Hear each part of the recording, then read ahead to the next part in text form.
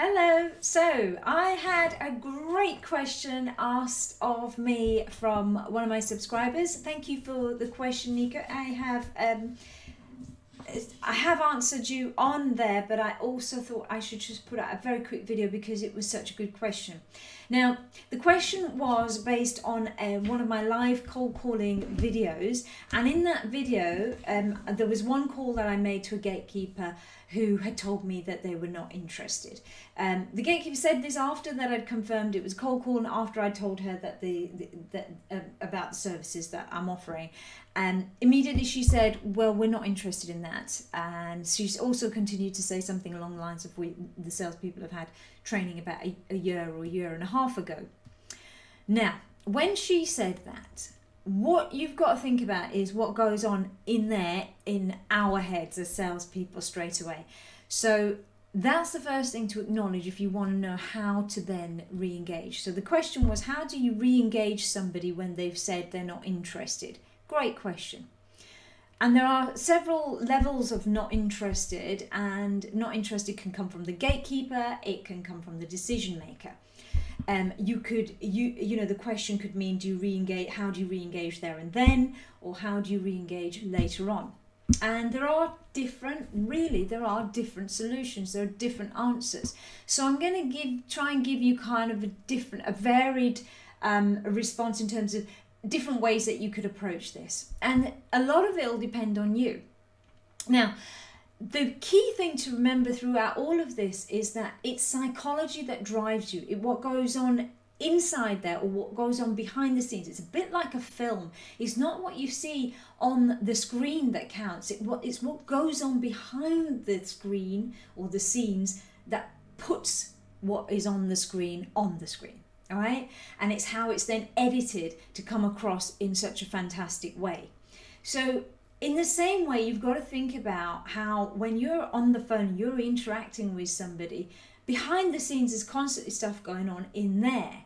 Now that doesn't always come out of your mouth, hopefully it doesn't, okay? So it doesn't go straight from there to your mouth and out. Something has to go on in there to process it, to make it come out in the right way. And that's about understanding what's going on in there, but also understanding how what you say can then trigger thoughts in their head as well. And that's really important to understand. This is the kind of stuff that I've put in my book, guys. If you get a chance to get it, please do. It's out at the end of November. However, it is also available now to pre-order through various channels, which I'll let you know. Okay, so coming back to the point of how do you re-engage them? How do you re-engage them? Right, so I'm going to talk you through what I was thinking and how I would re-engage somebody like that. This person said to me, right, well, we're not interested in that. I'm thinking, who are you? In my head, I'm thinking, how do you know? That's the reality. That's the honest truth. Now, and what I can't do is I can't say, well, how do you know? Because that wouldn't come out right. Okay. So what's the next best thing I can say to say exactly what I'm thinking up there, but in a polite and respectful way? And that's how you handle these things. All right. So what have I got to do? I've got to think, what would I want to hear if I was that gatekeeper? What would I not want to hear if I was that gatekeeper? So what I wouldn't want to hear is, and who are you? Right? So, and who are you to tell me?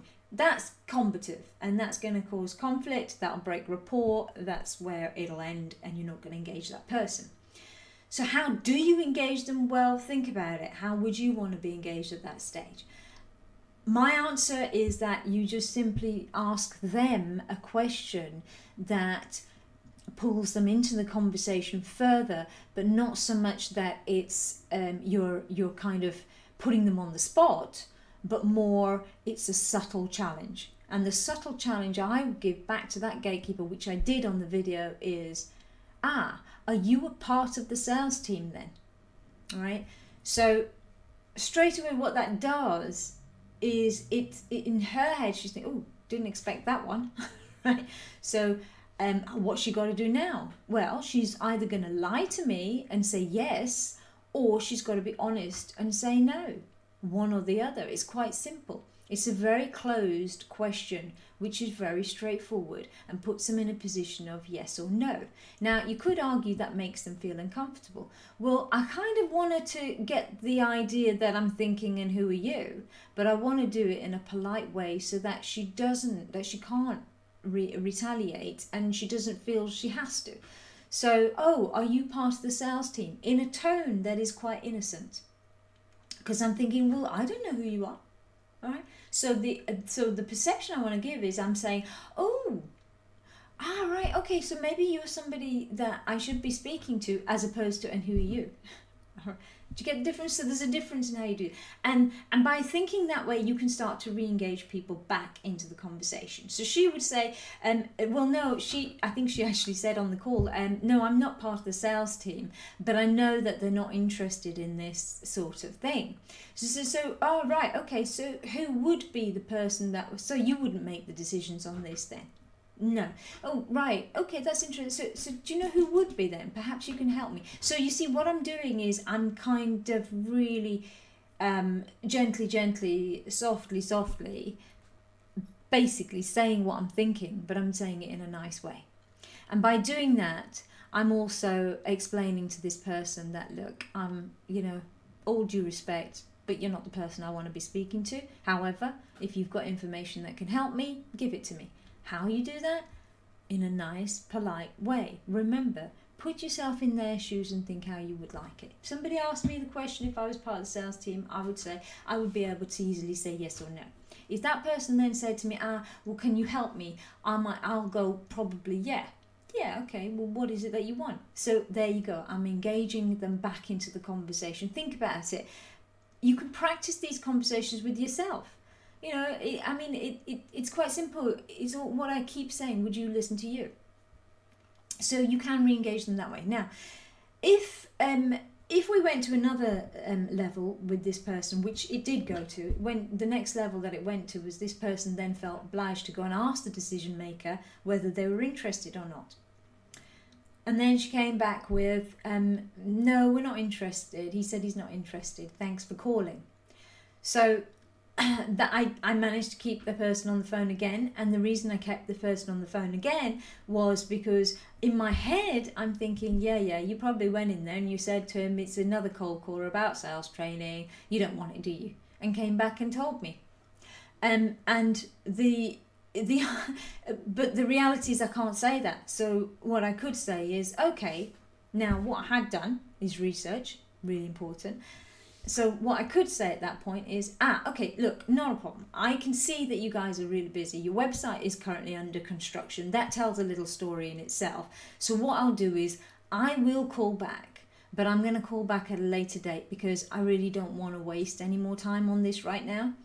So, and I'm saying that because I don't want this person to feel that I'm afraid of them, number one. I also don't want them to think that I'm going to give up, number two. And I certainly don't want them to think that I'm stupid, number three. So all about being confident, a lot of this. Now, the other scenario might be, now, how do I re-engage them when I call back later? So you call back at a reasonable time later. Check the web. In this case, I would check the website because the website was offline. I'd check it. Once it's back online, then I'd go back in. She probably won't remember who I am. It's no, the kind of reaction that I had off that gatekeeper or not interested is usually because they've got a lot of cold callers all the time. So they're used to it, and it's just a conditioned reflex reaction to say not interested. The way you get back into it is the same again. You've got to have a list of questions. Just have questions in front of you. Okay, if you have to write them down, have them in your head, whichever way works for you, but have questions ready to throw back at these people. And the way you've got, it's a combination of confidence and questioning. If you've got the confidence to question, you question. If you've got the questions to ask, you've got the confidence. They go hand in hand. So the biggest tip I can say to you is, have the questions. So going back, hi, I called a little while ago. We agreed that I would call back. Here I am. Can I speak to so-and-so? Right, what's it about? So we'll probably go through the same old thing. What's it about? Well, it's a cold call. We had this conversation before, and it's about bespoke sales training. You weren't ready at the time. Now is probably a better time. I've noticed on your website, yeah. And then this person would then, you can reel back some of the information you gathered from the last call. And this is why I always say, don't worry if you didn't get through on the first one, but use the information, because that's ammunition to get through on the next one. Somebody calls you and knows a little bit about your business, you're probably more likely to engage with them. All right, so I'll come back to it. Confidence, questions and confidence hand in hand. If you've got the confidence to ask questions, ask them. If you've got the questions to ask, then you've got the confidence. Those two are really, really important. And the third one to remember is, don't be afraid. You have a right to be there. And honestly, really, what can you lose? You have nothing here already. So don't be afraid and just go for it. All right? Good luck. I'll speak to you soon. Yeah, about the book. I did say it's out. It is out for pre-order now. If you do want to pre-order it, it's on Waterstone's website. It's also on the Book Guild website. Both of those you can look up online. They're both .co.uk websites, but they are available internationally. Amazon will have it soon. However, I would advise direct Book Guild, because it's direct. That's the publisher, and that's where you can buy it online directly now, as with Waterstones and a couple of other bookshops as well. But those are the key ones, so I hope that helps. And any questions, let me know. By the way, if you want that signed, then I'm happy to do that too. Take care. Bye.